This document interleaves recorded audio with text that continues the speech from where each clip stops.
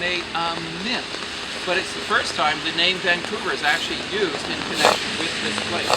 And it won't be another 2 years until the official announcement for Vancouver is actually made. So what we have then is a scenario where folks are very happy sort of building a town here and things like that. They're sort of looking to the future, and the sawmill is certainly producing the revenue for the town. It's attracting some other industry. The shipping, the extraordinary thing, 1867, I think there were 2 ships that pulled into the harbor for timber. By 1886, I think that was up into around 30, 40 ships a year. And just 2 years after incorporation, it got up into the hundreds. Because not only were they shipping timber, but they were shipping all sorts of other goods out of here as well.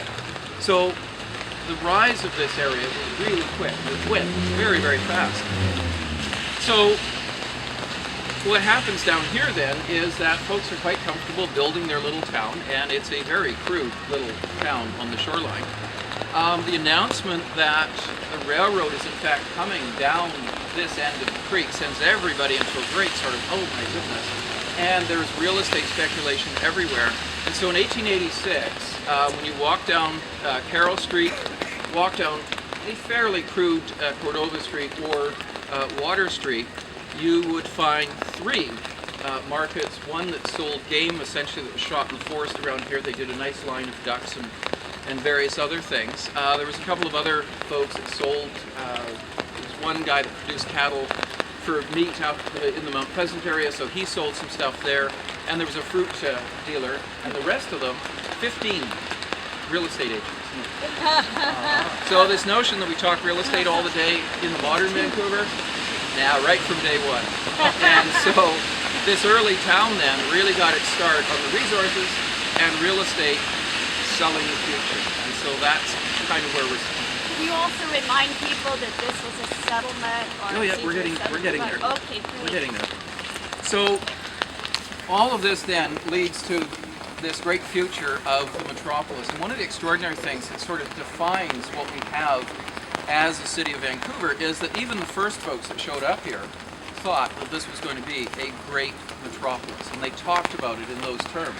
So the sort of 3-year election cycle wasn't in their psyche. They were talking 100 years down the road, which is rather an extraordinary sort of thing to contemplate today. But as they're hacking this thing out of the forest, they are thinking the future. Now, as Savannah reminds us, though, one of the things they weren't thinking about were our indigenous population here.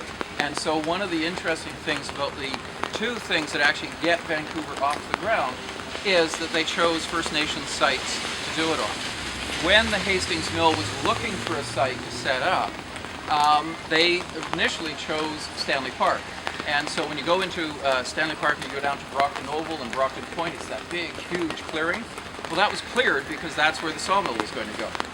Except they discovered that the tides in the first narrows were too strong and sailing ships couldn't negotiate the wharves and tie up and be safe there. So then they decided, well, we better move it.